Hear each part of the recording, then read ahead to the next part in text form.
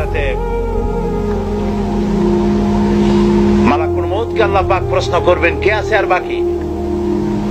সব জান কবজ হয়ে যাবে। আল্লাহ পাক জিজ্ঞেস করবেন, ইয়া মালাকুল মউত, কে বাকি আছে? তিনি বলবেন, হযরত জিবরাইল, ইসরাফিল, মিকাইল এবং আমি। আল্লাহ পাক বলবেন, জিবরাইলের জান কবজ করো।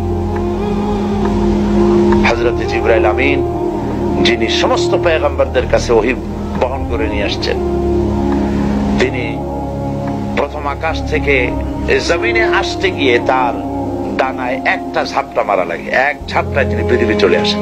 সুবহানাল্লাহ। শক্তিশালী আল্লাহ পাক তাকে বানিয়েছেন এবং তিনি রূহুল আমিন আল্লাহ পাক তাকে বলেছেন।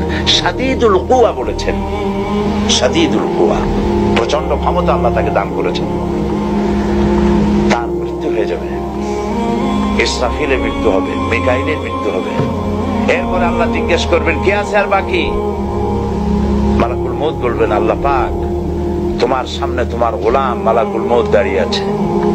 আল্লাহ পাক বলবেন, মুত ইয়া মালাকুল মউত, মরে যা, মরে যা।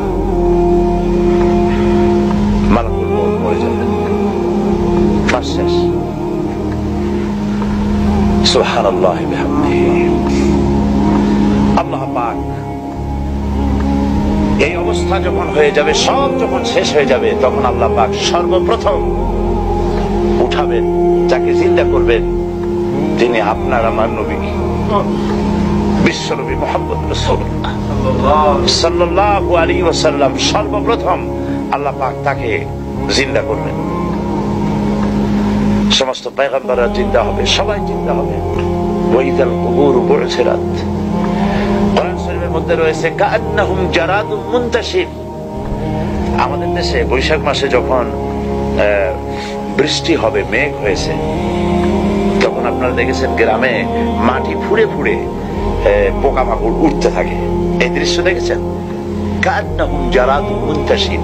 ঠিক এইভাবে করে যেভাবে মাটি ফুঁড়ে এগুলি উঠতে থাকে, মাটির ভিতরে যত রূহ ছিল, মাটির ভিতরে যত প্রাণ ছিল, যত মানুষ ছিল, জীব যা কিছু ছিল, সবকিছু মাটি উদ্গীরণ করে দেবে, ভেতরে আর কিছু থাকবে না, সব বেরিয়ে আসবে। সবগুলি উলঙ্গ অবস্থায়, খালি পায়, উলঙ্গ অবস্থায় আল্লাহ পাকের দরবারে উপস্থিত হবে। হযরত আয়েশা রাদিয়াল্লাহু তাআলা আনহা, তিনি প্রশ্ন করেছেন, হে রাসূল, সকলকেই কি উলঙ্গ হয়ে উঠতে হবে? হুজুর বললেন, হ্যাঁ। তিনি বললেন, তখন কি আমাদের শরম হবে না?